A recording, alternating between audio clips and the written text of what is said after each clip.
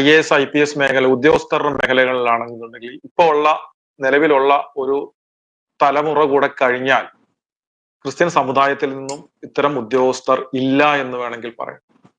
നാമമാത്രമായ ഒന്നോ രണ്ടോ ഏതാനും പേർ വരുന്നതല്ലാതെ ഇപ്പോഴുള്ള തലമുറയോടെ റിട്ടയർ ആയി കഴിഞ്ഞാൽ പുതിയ തലമുറയിൽ.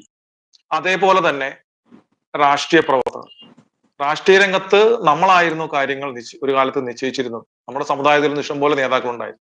ഇന്നിവിടെ ഇപ്പോൾ ഉള്ള ഞാൻ പറഞ്ഞതുപോലെ തന്നെ ഒരു അവസാനം ഒരു വാർദ്ധക്യത്തിൽ എത്തി നിൽക്കുന്ന രാഷ്ട്രീയ തലമുറ കൂടെ മാറിക്കഴിഞ്ഞാൽ പുതുതായി നമ്മുടെ സമുദായത്തിൽ നിന്ന് വരുന്നവരാരും തന്നെ ഇല്ല. ഏതാനും ചിലരേ ഉള്ളൂ. പക്ഷെ ഉള്ളവരിൽ പലരെ പോലും സൈഡ് ലൈൻ ചെയ്തു കഴിഞ്ഞു. ഇപ്പോൾ ചെറുപ്പക്കാരുടെ കൂട്ടത്തിൽ വന്ന് ജോസ് കെ മാണി 60 വയസ്സാവുന്നു. അദ്ദേഹത്തിന്റെ നിലപാട് നമ്മൾക്ക് എന്താണെന്ന് അറിയാം. പിന്നെ ഒരു അനൂപ് ജേക്കബ്, അദ്ദേഹത്തിന് പിറവത്ത് നിന്നും എങ്ങനെയെങ്കിലും ജയിച്ചാൽ മാത്രം മതി, അദ്ദേഹത്തിന് മാത്രം MLA ആയാൽ മതി, മന്ത്രിസ്ഥാനം കിട്ടുകയാണെങ്കിൽ അദ്ദേഹം സന്തുഷ്ടനാണ്. അപ്പോൾ അത് കഴിഞ്ഞു. പിന്നെ അനിൽ ആന്റണി, പിന്നെ ഒരു അനൂപ് ആന്റണി, പിന്നെ ഷോൺ ജോർജ്, ഇങ്ങനെ കുറച്ച് ഏതാനും ചിലരിൽ മാത്രമേ നമ്മുടെ സമുദായത്തിൽ നിന്ന് പുതുതായി ഉയർന്നു വരുന്നുള്ളൂ.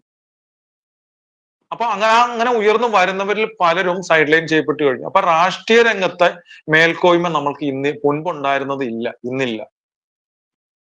കാര്യം അതുകൊണ്ട് തന്നെ നമ്മൾ പ്രധാനമായിട്ട് സംഭവിച്ചത് എന്ന് പറയുന്നത് നമ്മളൊരു വോട്ട് ബാങ്ക് ആയിട്ട് മാറിയില്ല എന്നുള്ളതാണ്. ഞാൻ നേരത്തെ ആദ്യമേ സൂചിപ്പിച്ചതുപോലെ നമ്മളൊരു വലിയ വോട്ട് ബാങ്ക് ആയിട്ട് ഒരു സമ്പർദ്ദ ശക്തിയായിട്ട് നിൽക്കാൻ സാധിക്കും. പക്ഷെ നമ്മളിങ്ങനെ വിഘടിച്ച് നിൽക്കുന്നത് കൊണ്ട് നമ്മളെ അവരെ ഗണിക്കില്ലേ. പണ്ട് ഈസ്റ്റ് ഇന്ത്യ കമ്പനി എങ്ങനെയാണോ ഭിന്നിപ്പിച്ച് ഭരിച്ചത് എന്ന് പറഞ്ഞ പോലെ ഓരോരുത്തർക്കും ആവശ്യം വേണ്ടുന്ന ചില എല്ലിൻ കഷ്ണങ്ങൾ ഇട്ടുകൊടുത്തുകൊണ്ട് വിഘടിപ്പിച്ച് തന്നെ നിർത്തിക്കൊണ്ട് അവർ നേട്ടങ്ങൾ കൊയ്യുകയാണ്. അപ്പൊ ശരിക്കും പറഞ്ഞാൽ നമ്മൾ രാഷ്ട്രീയപരമായിട്ട് ഒരു സമ്മർദ്ദ ശക്തിയല്ല. പിന്നെ സാംസ്കാരിക രംഗങ്ങളിലെല്ലാം തന്നെ നമ്മൾ പിന്നോക്കം പോയി.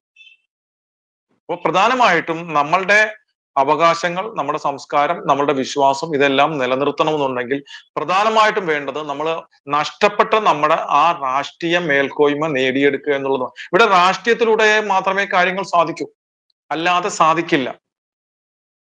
ഭരണരംഗത്ത് നമുക്ക് സ്വാധീനം ഉണ്ടാക്കാതെ ഈ സമുദായത്തിന് ഇനി മുന്നോട്ട് പോകാനാവില്ല.